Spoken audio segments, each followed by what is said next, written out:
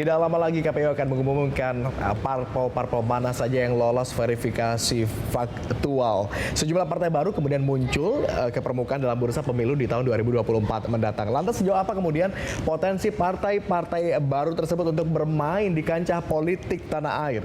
Untuk membahasnya kami masih bergabung bersama Pak Adi, Pak Bawono dan juga Bu Evi secara virtual. Saya mau ke Pak Adi terlebih dulu. Pak Adi, kalau tadi menyambung pertanyaan sebelum jeda pariwara, kita tahu bahwa proses penyelesaian atau mungkin juga mengungkap tabir yang menyatakan bahwa adanya dugaan kecurangan dalam verifikasi parpol ini juga masih berjalan, tapi kemudian KPU sudah akan tetap mengumumkan siapa-siapa yang lolos. Apakah ini tidak terburu-buru?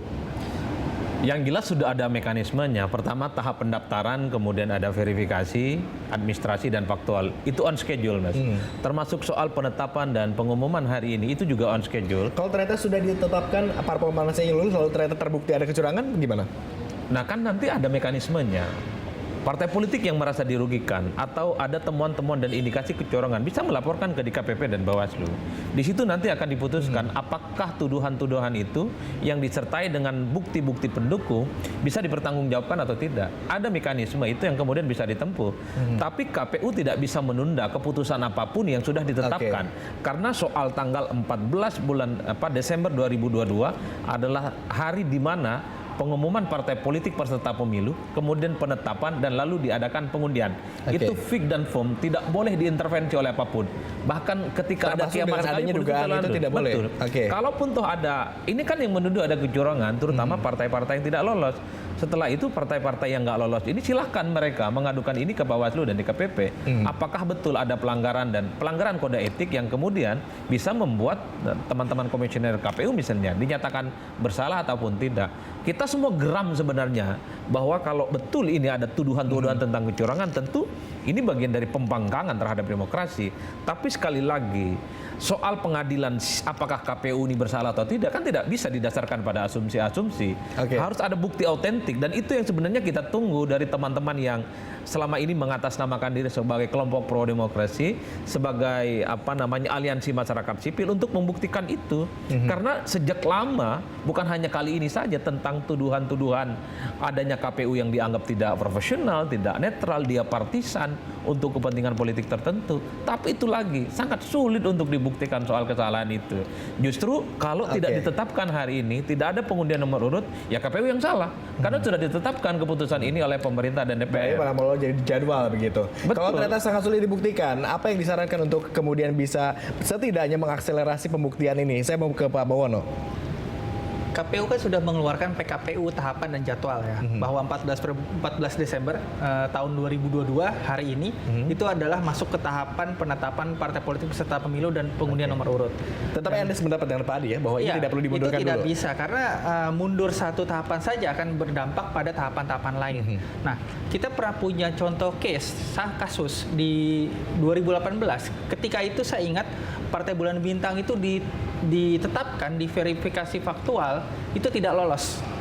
Kemudian Ketua Umumnya Pak Yusril dan Partai Bulan Bintang itu mengajukan bukti-bukti, mengajukan gugatan kepada KPU melalui Bawaslu dan pada sekitar bulan April 2018 itu dikabulkan oleh sidang Bawaslu.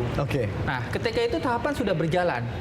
Apa yang terjadi kemudian Partai Bulan Bintang diakomodasi sebagai peserta pemilu 2019 menyusul gitu. Artinya apa? Artinya tahapan tetap saja berjalan.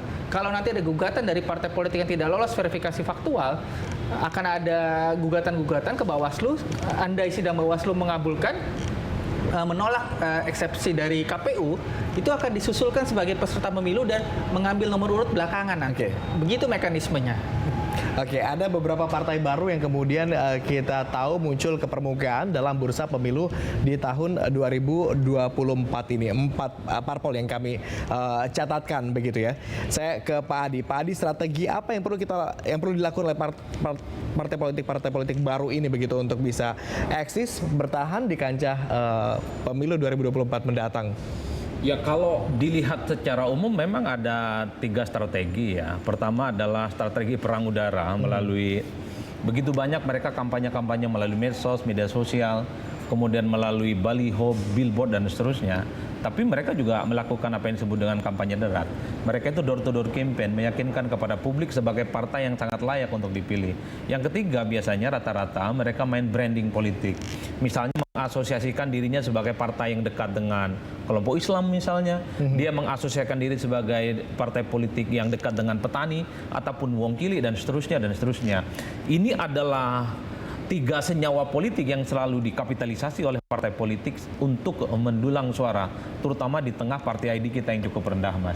Itulah yang saya kira sebenarnya di tengah partai ID kita yang cukup rendah, partai-partai politik yang baru, yang 8 partai yang saat ini non-parlemen, sebenarnya punya ceruk pemilih yang cukup besar untuk mengkapitalisasi mendapatkan dukungan politik ya untuk lolos ambang batas parlemen 4%. Tapi kan problemnya partai politik ini seringkali gagal dan mereka kalah saing dengan partai-partai yang sudah lama lolos ke parlemen. Inilah yang sebenarnya menjadi satu challenge dan tantangan besar kepada partai politik baru. Apakah 80% masyarakat yang saat ini iman politiknya belum menentukan pilihan politik itu mereka bisa yakinkan ataupun tidak? Kalau dilihat rata-rata partai politik baru ini kan nggak jelas jenis kelamin politiknya, gitu loh. Hampir sama dengan partai politik yang lain. Tapi ada partai buruh yang sudah jelas. Oh iya, tapi kan atau partai kalau partai buruh, semua partai itu punya basis kita sudah bisa bayangkan itu kalangannya kemana gitu kalau partai buruh, atau partai umat kemana iya, gitu. Segmented buruh, tapi ingat semua partai itu punya basis konstituen pemilih buruh. PDIP punya basis pemilih buruh, Golkar punya basis pemilih buruh, Gerindra, PKB, Nasdem, PKS dan semuanya punya basis. Jadi sekalipun mengatasnamakan partai buruh, tidak semua buruh itu terasosiasi suara akan mereka memilih. Justru terpecah kepada partai-partai lain. Betul, begitu. ketika misalnya juga melihat partai Islam, tidak semua orang Islam akan memilih partai politik yang mengasosiasikan dirinya sebagai partai Islam. Betul, karena banyak partai-partai nasionalis juga punya sayap politik di mana ceruk pemilihnya untuk menyasar partai politik Islam. PDIP itu kan punya namanya Baitul Muslimin, Mas. Itu tempat kelompok-kelompok Islam untuk menyalurkan hasrat dan kepentingan politiknya. Oke, kita akan lihat juga bagaimana sebentar lagi ini KPU akan menetapkan atau mengumumkan penetapan partai politik mana saja yang kemudian lolos verifikasi faktual dan administrasi. Keputusan Komisi Pemilihan Umum nomor 518 tahun 2022 tentang penetapan partai politik beserta pemilihan umum anggota Dewan Perwakilan Rakyat dan Dewan Perwakilan Rakyat Daerah dan partai politik lokal Aceh beserta pemilihan umum anggota Dewan Perwakilan Rakyat Aceh dan Dewan Perwakilan Rakyat Kabupaten Kota tahun 2024. Ketua Komisi Pemilihan Umum menimbang bahwa untuk melaksanakan ketentuan pasal 136 ayat 2 Peraturan Komisi Pemilihan Umum nomor 4 tahun 2022 tentang pendaftaran, verifikasi dan penetapan partai politik beserta pemilihan umum anggota Dewan Perwakilan Rakyat dan Dewan Perwakilan Daerah.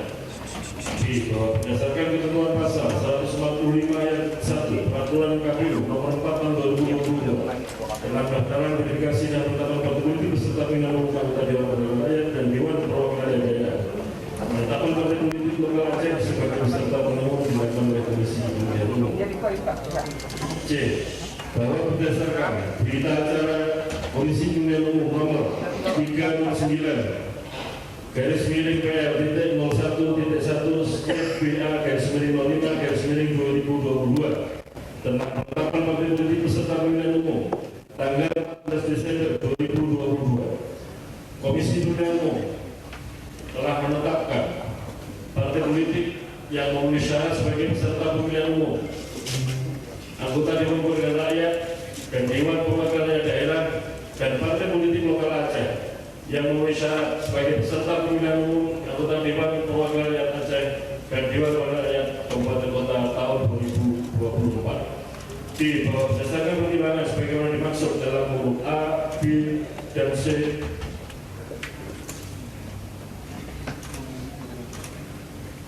perlu menetapkan keputusan Komisi Pemilihan Umum tentang penetapan partai politik peserta pemilihan umum anggota Dewan Perwakilan Rakyat dan Dewan Perwakilan Daerah dan partai politik lokal Aceh peserta pemilihan umum anggota Dewan Perwakilan Rakyat Aceh dan Dewan Perwakilan Rakyat Kabupaten Kota tahun 2024. Mengingat dan seterusnya memutuskan menetapkan keputusan Komisi Pemilihan Umum tentang penetapan partai politik peserta pemilihan umum, anggota Dewan Perwakilan Rakyat dan Dewan Perwakilan Rakyat Daerah dan partai politik lokal Aceh peserta pemilihan umum, anggota Dewan Perwakilan Rakyat Aceh dan Dewan Perwakilan Rakyat Kabupaten Kota tahun 2024. Kesatu, menetapkan 17 partai politik yang memenuhi syarat sebagai peserta pemilihan umum, anggota Dewan Perwakilan Rakyat dan Dewan Perwakilan Rakyat Daerah tahun 2024 sebagai berikut. A. Partai Demokrasi Indonesia Perjuangan. B. Partai Keadilan Sejahtera. C. Partai Perindo. D. Partai Nasdem. E. Partai Bulan Bintang. F. Partai Kebangkitan Nusantara. G. Partai Garda Perubahan Indonesia. H. Partai Demokrat. I. Partai Gelombang Rakyat Indonesia. J. Partai Hati Nurani Rakyat. K. Partai Gerakan Indonesia Raya. L. Partai Kebangkitan Bangsa. M. Partai Solidaritas Indonesia. N. Partai Amanat Nasional. O. Partai Golkar. P. Partai Persatuan Pembangunan. Dan I. Partai Buruh.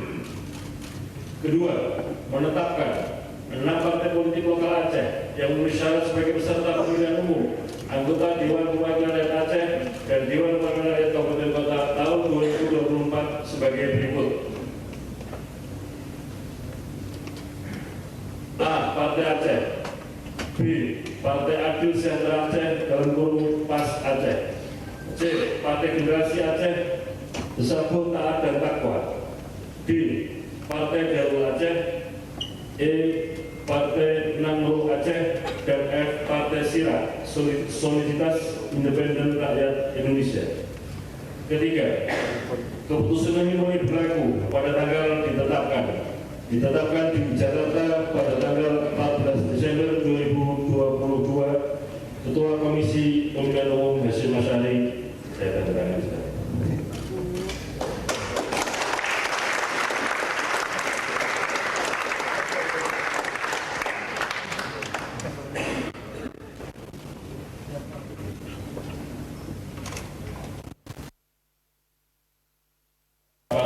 Pleno terbuka rekapitulasi hasil verifikasi partai politik dan penetapan partai politik peserta pemilu. Baik, Ketua KPU Hasyim Asyari baru saja menyampaikan ada 17 partai politik yang lolos dalam proses verifikasi administrasi dan juga faktual. 9 partai ini dari yang sudah ada di parlemen, kemudian 8 ini adalah yang non parlemen. Tadi Pak Adi sempat menyampaikan bahwa peluang partai-partai baru ini juga tetap ada, tetap bisa bermain di kancah politik tanah air. Tetapi untuk bisa bertahan, Pak Bawono, apa yang perlu diperhatikan? Apakah penokohan atau kehadiran tokoh-tokoh tertentu ini juga akan cukup berpengaruh bagi partai-partai baru? Ya, tadi ada 17 partai ditetapkan ya. Dan terdiri dari 9 partai yang saat ini punya fraksi di parlemen dan 8 partai yang belum punya fraksi di parlemen. Nah, 8 partai ini datang dari 2 kategori. Kalau kita lihat ya, kategori pertama adalah partai yang sudah ikut pemilu 2019 tapi tidak lolos parliamentary threshold. Itu ada Perindo, ada PSI, ada PBB di sana ya, ada Hanura gitu ya. Dan kategori kedua adalah partai yang benar-benar baru didirikan gitu ya, seperti Gelora misalnya, Partai Buruh dan lain-lain. Saya kira kalau dari 2 kategori itu, saya melihat partai-partai yang berada di kategori pertama itu lebih punya peluang untuk lolos parliamentary threshold ketimbang partai yang baru sama sekali, gitu ya. Kenapa mereka lebih berpeluang? Pertama, mereka secara infrastruktur tentu sudah pengalaman menghadapi pemilu 2019 dan ini pemilu yang mungkin kedua atau ketiga bagi mereka ya. Dibandingkan dengan partai-partai yang baru sama sekali, pengalamannya masih minim dan belum ada pengalaman sebelumnya dan masih meraba-raba konstituen mereka itu seperti apa gitu ya. Nah, sepanjang sejarah pemilu kita, partai baru yang langsung lolos di kali pertama ikut pemilu itu baru Partai Nasdem. Gitu ya, baru Partai Nasdem. Ini menjadi bukti bahwa sebegitu sulitnya begitu partai-partai politik untuk lolos masuk parliamentary threshold. Yang sudah ada saja di 2014, 2019, contoh itu adalah Partai Perindo begitu ya. Yang sudah ada ternyata begitu sulit untuk masuk, apalagi untuk partai-partai baru. Ya, karena memang ceruk pemilihnya mereka merebut ceruk pemilih yang sama gitu ya. Tidak ada diferensiasi yang sangat signifikan gitu ya, atau sangat mencolok antara identitas satu partai politik dengan identitas partai politik lain. Memang benar ada partai berbasis masa Islam, berbasis agama, ada partai yang berbasis nasionalis. Tapi dalam hal isu tertentu mereka cenderung sama saja bersikap gitu ya. Dan juga pemilih kita itu lebih banyak pemilih yang berada di tengah kalau kita pakai kurva pemilih ya. Nah, di tengah ini pemilih yang besar gitu kalau kita pakai kurva gitu ya. Dan yang berebut suara pemilih di tengah itu hampir semua partai. Artinya ceruk pemilihnya segitu-gitu saja, tapi pemainnya atau partai politik yang memberebutkan semakin banyak. Gitu. Jadi kompetitifnya ada di sana. Pak Adi, Anda melihat yang sama bahwa masing-masing partai ini adalah berebut suara di lautan yang sama begitu. Tidak adakah partai yang kemudian memilih untuk mencari area lain? Karena kalau kita melihat ceruk pemilih kita kan terbagi dua, antara nasionalis dan Islam ya. Pasti jargonnya itu, atau nasionalis dan religius. Nah, saya belum nemu dari partai politik baru itu yang memiliki jenis kelamin politik yang rada-rada keluar dari mainstream itu. Sekalipun ada partai buruh, tapi ingat partai buruh itu terdistribusi ke banyak partai. Pemilih Islam juga terdistribusi banyak partai. The end of the day-nya yang saya tangkap, bagaimana partai ini bisa lolos, sebenarnya dia cukup tutup mata, nggak peduli dia nasionalis, dia nggak peduli dengan kelompok Islam, ya sudah, itu adalah pemilih yang sama, yang harus diperlakukan sama, diyakinkan dengan cara yang sama untuk mencoblos partai politik yang baru ikut bertanding. Kan itu sebenarnya kuncinya. Jadi segmentasinya nggak bisa milih-milih, Mas. Sekalipun partai Islam misalnya, anggaplah seperti partai umat, kan terasosiasi sebagai partai Islam. Tapi partai umat nggak bisa hanya menyasar kalangan pemilih Islam, karena banyak pemilih Islam dengan sudah terdistribusi ke partai lain. Maka mereka juga lebih sulit, karena mereka harus melewati dulu proses verifikasi. Padahal partai existing ini tidak perlu. Dari kacamata Anda seperti apa? Iya. Karena jangan-jangan dari partai politik yang sudah existing juga bisa jadi mereka tidak memenuhi. Memang ada semacam, kalau saya melihat ada semacam diskriminasi ya antara partai yang sudah lolos parlemen dengan partai yang belum lolos parlemen. Partai yang sudah lolos parlemen di 9 partai itu hanya mengikuti verifikasi administratif gitu ya, tidak mengikuti verifikasi faktual. Padahal kalau dilakukan verifikasi faktual terhadap mereka, mungkin saja kepengurusannya akan berkurang gitu di daerah. Ada perubahan-perubahan, apalagi partai-partai yang mengalami konflik internal misalnya, perebutan ketua umum yang berimbas pada tergusurnya pengurus-pengurus di daerah dan lain-lain. Nah, sedangkan partai-partai yang 8 partai tadi, baik yang partai tidak lolos parlemen di 2019 lalu dan partai baru yang baru datang sama sekali, itu tenaga mereka terkuras dulu untuk verifikasi faktual. Mereka mempersiapkan diri secara akan kawal bagaimana kemudian selanjutnya partai-partai baru ini bisa bertahan di kancah politik tanah air. Kita kawal bersama, bersatu mengawal pemilu 2024. Terima kasih atas kebersamaan Anda, Pak Adi, Pak Bowono, dan sebelumnya juga terima kasih untuk Komisioner KPU Bu Evi yang sudah bergabung bersama kami di Berita 1 Sore. Kita akan segera kembali dengan rekan Rolando Sambuaga dari studio Gatot Subroto.